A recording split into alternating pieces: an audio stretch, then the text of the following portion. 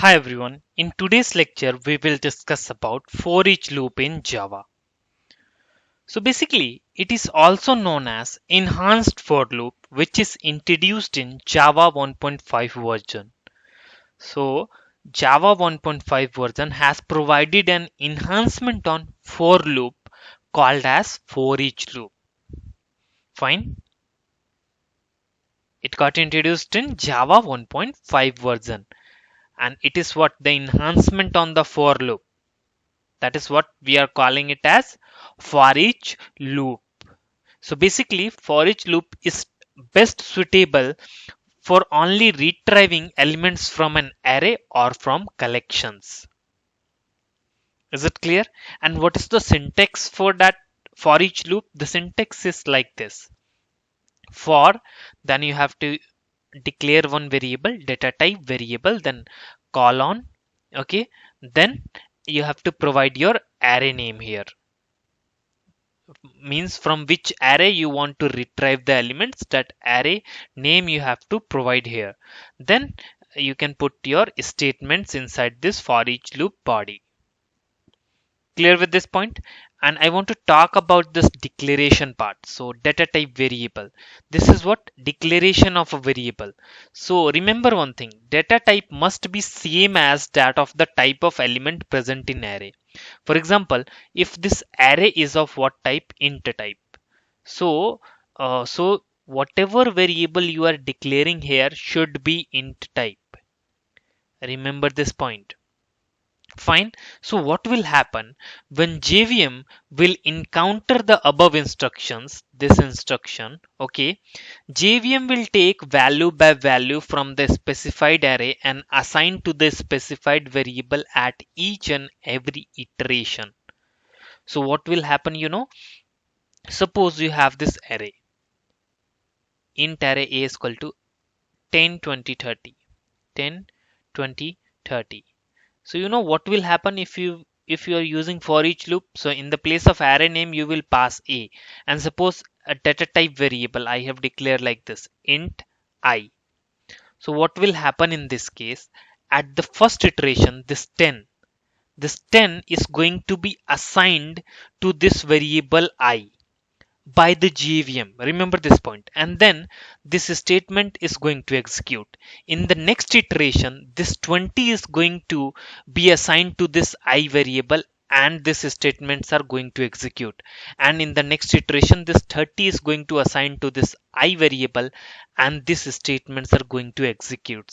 That's why I'm saying that JVM will take value by value from a specified array and assign to the specified variable and at each and every iteration. I hope this thing is pretty much clear to you now. Fine. Now let's see one example. Let's go to the Eclipse and create one more program in the com.naveen package, new, then class, then here I want array for each demo class name is the class name is array for each demo. I want the main method inside this. Finish it up. So I want an array, right? So I can pick this same array that we have covered in the last lecture.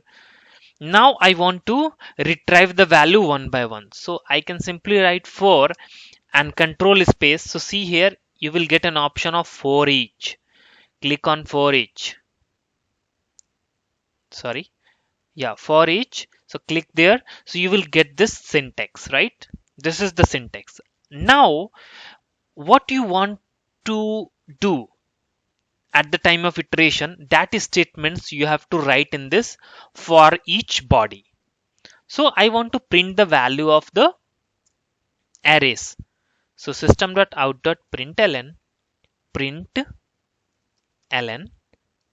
Now tell me, just now we have noticed that what, if JVM will see this statement, then what will happen? JVM will assign the value of an array one by one to this I variable, at each iteration.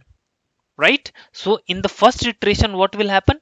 JVM will assign the first value of an array, that is 10, to this variable. So if I will simply print this variable itself, so my work is done, right? Now right click, run as Java application. See, I got the output as 10, 20, 30, 40, 50. If you want to see the internal logic, internal flow, I'm going to show you right away. So this is my program, right? We have just covered this thing. So what will happen internally? See, at the first iteration, value of I, JVM is going to assign this 10, which is what? The first element of an array, to this I variable, So the value of I is 10 and you are printing the same variable I. So what will happen in this case?